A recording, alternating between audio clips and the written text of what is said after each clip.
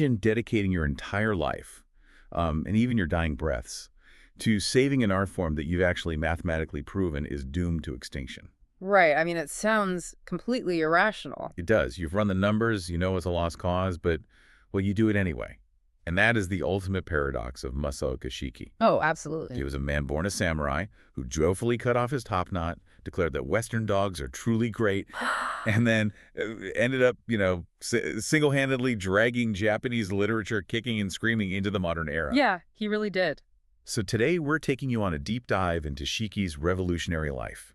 We're basing this on the really extensive biographical and critical source material from Janine Beichman. Mm-hmm. Our mission today is to figure out how a boy born into a low-ranking samurai family just before the Meiji Restoration became the radical father of modern Japanese literature. And it is such a phenomenal story to unpack because Shiki's life really acts as a bridge between two totally incompatible universes. Right, the timing of his birth is crazy. Exactly. He was born in 1867, which is literally 1 year before the Meiji Restoration.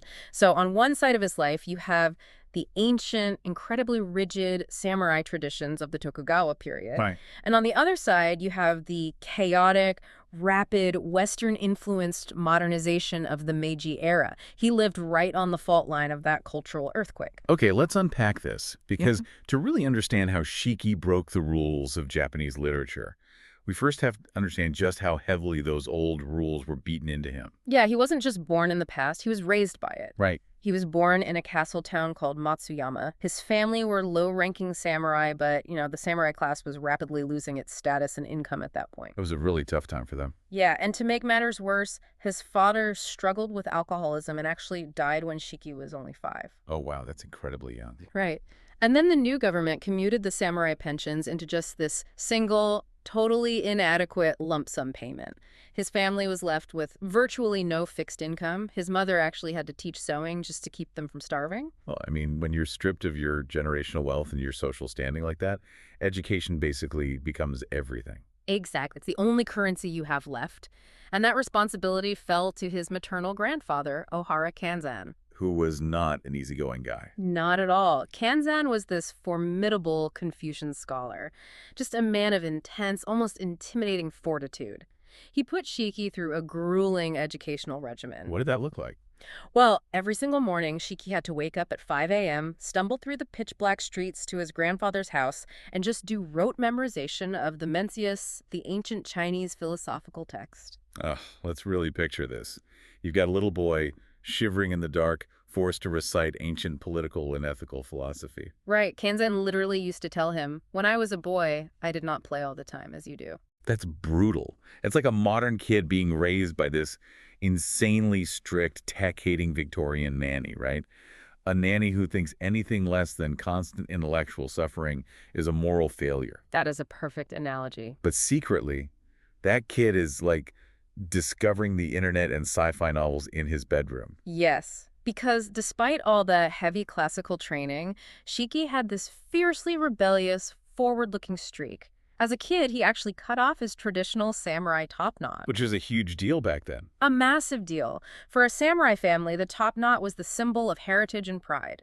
Kanzan was obviously dismayed, but Shiki felt this profound relief. He was physically severing his ties to the past. And then, at age 13, he writes that famous essay. Yeah, he writes a school essay with the declaration, "Western dogs are truly great." Western dogs are truly great. I just love that. It's such a pure, unfiltered teenage rebellion against this stern, inward-looking Confucianism. Yeah, and he wasn't just rebelling with essays, he was secretly devouring popular Chinese adventure novels like Romance of the Three Kingdoms. Oh, class. Yeah, and violent Japanese war epics. His mother actually banned them at first because, in their social class, novels were seen as scandalous and intellectually worthless. Right, like comic books in the 1950s or something. Exactly. But she eventually relented, and he even had a tiny 3-mat study added to their house, cramming it floor to ceiling with these illicit stories. So he's absorbing absolutely everything, and this cultural whiplash really shapes his entire adolescence. And then he moves to Tokyo for university, right? Right, and when he gets to Tokyo, that intellectual tension finally snaps. He discovers Western philosophy and aesthetics. Which changes everything. It's a crucial turning point. You see, in the Confucian hierarchy he was raised in, Literature and poetry were considered low-level activities. Yeah, mere parlor tricks. Exactly. Completely unworthy of serious scholarly pursuit compared to, say, ethics or governance. They were just viewed as frivolous pastimes for people who didn't have real work to do. But Western aesthetics offered a totally different paradigm. Shiki realized that literature could be a valid, serious intellectual vocation. It could actually hold philosophical weight. So he completely shifts gears. Yeah, he drops out of university and chooses literature as his life's work. But here we arrive at the paradox you mentioned at the start. Right. Of all the literary forms he could have chosen, he dedicates himself to the haiku. See, I am still stuck on this. It feels totally irrational. It does seem that way. Wait, if he literally thought there was a mathematical limit, why did he dedicate his life to it? Isn't that like trying to invent a new chess opening when computers have already solved the entire game?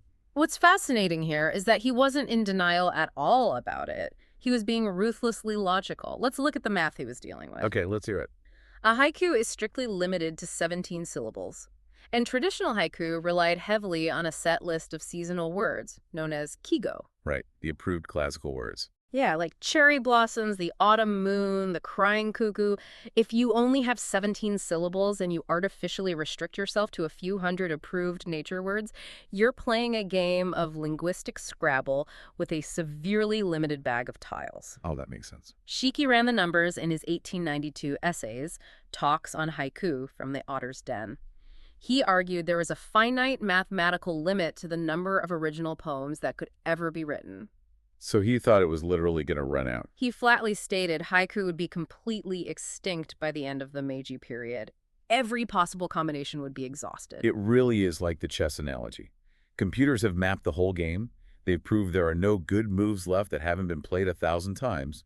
Why even sit down at the board? Well, imagine if, to beat the computer, you suddenly brought a completely different piece onto the board, something the algorithm hadn't calculated at all. Oh, I see where this is going. That is what Shiki realized.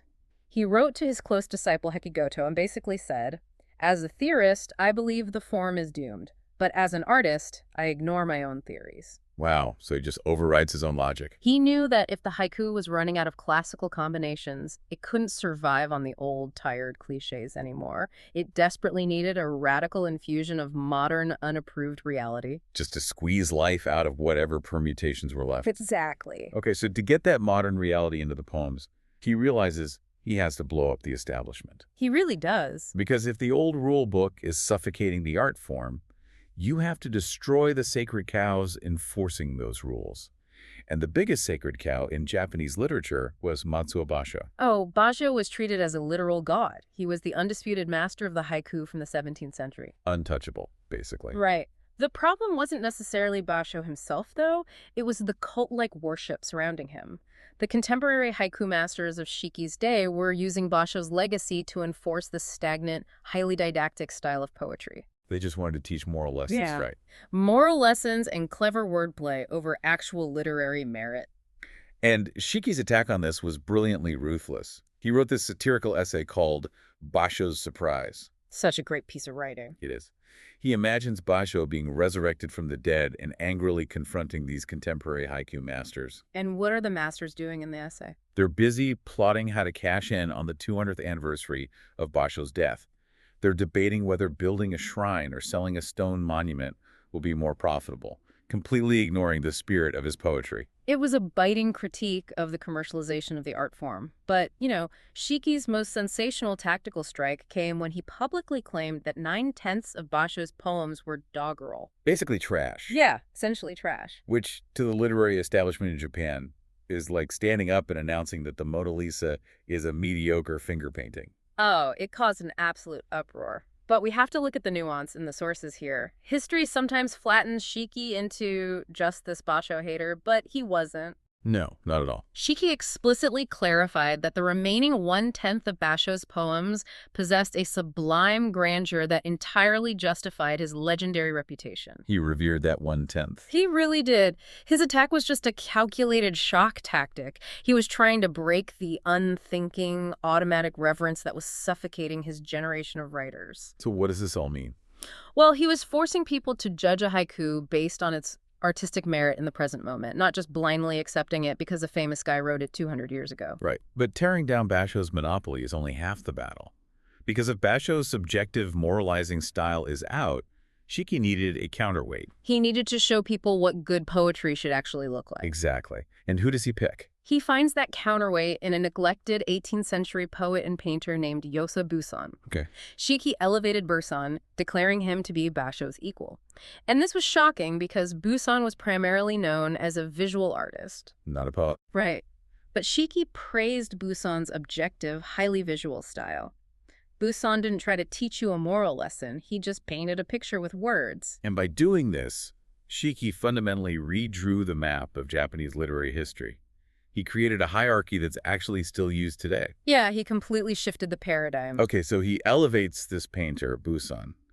But knowing what good poetry looks like doesn't magically tell you how to write it yourself. True. If the old classical dictionary is in the trash, what is Shiki actually using as his creative compass when he sits down to compose? Well, surprisingly, he didn't find his answer in Japanese tradition at all. He found it in Western painting. Really? Western painting? Yeah, this is where Shiki's incredible adaptability comes into play. He became good friends with a Western-style painter named Nakamura Fusetsu. Okay.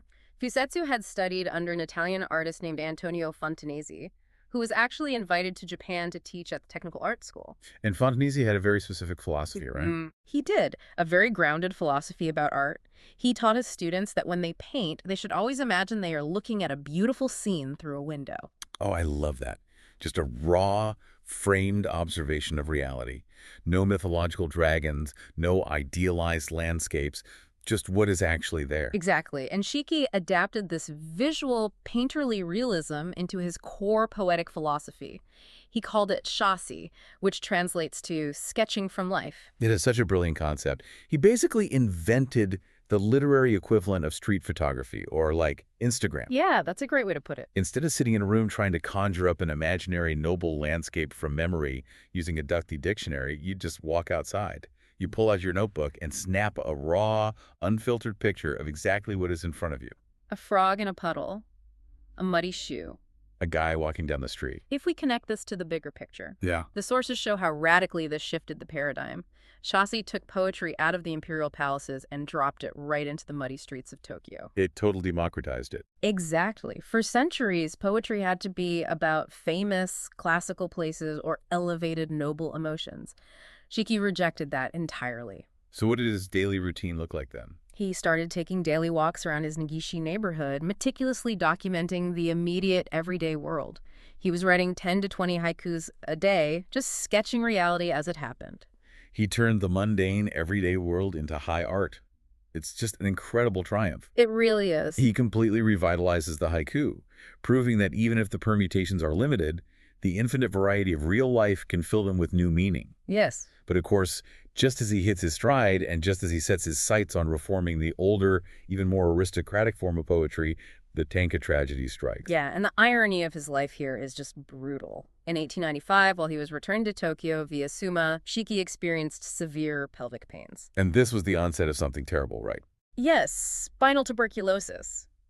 The disease completely destroyed his mobility. It developed into an excruciatingly painful condition that left him a bedridden invalid for the last 7 years of his life. Oh, man.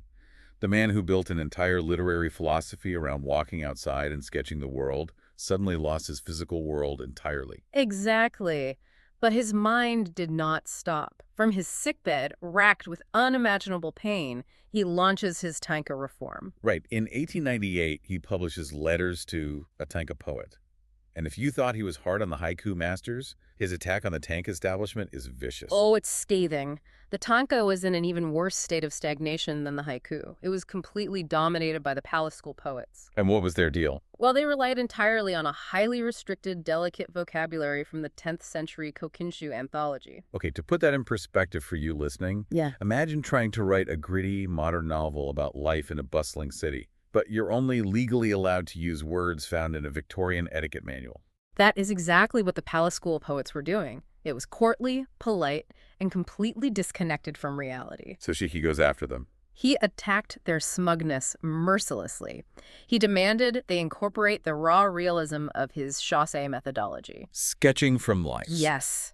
And critically, he told them to look further back in history, past the delicate Kokinshu, all the way to the ancient 8th century Manyoshu anthology. Why the Minyoshu? Because the Manyoshu had a broader, more muscular, unpolished vocabulary.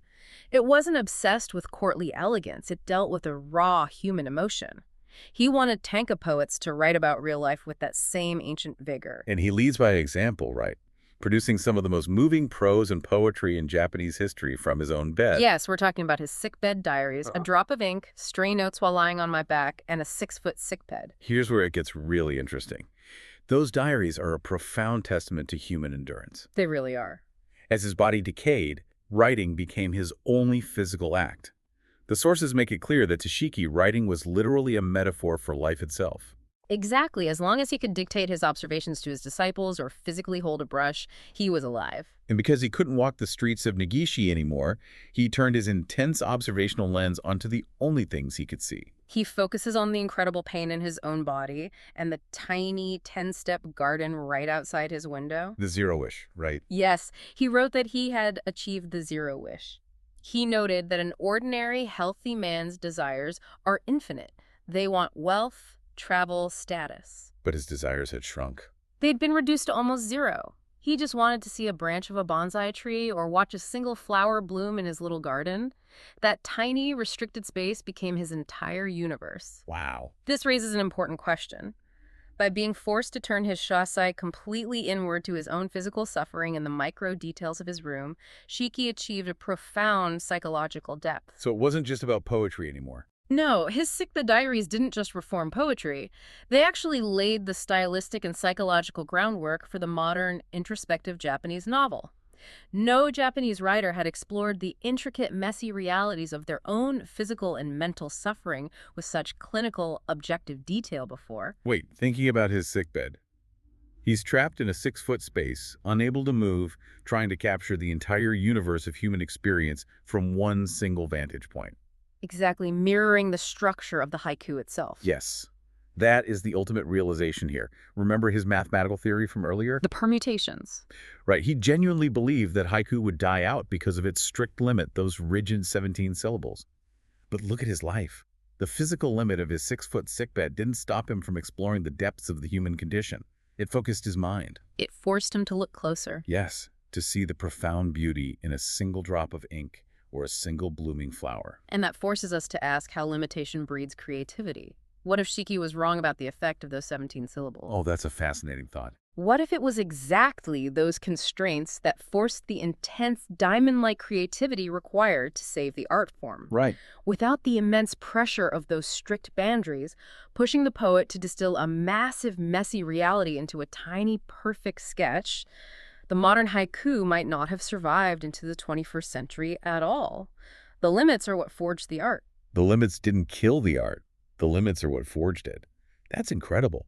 We started this deep dive looking at a boy with a samurai top knot, shivering in the dark to memorize ancient texts. We did. And we end with a revolutionary lying in a 6-foot sickbed, dictating the future of a nation's literature, proving that you can capture the infinite in a space no larger than a breath. It's a remarkable legacy. It really is.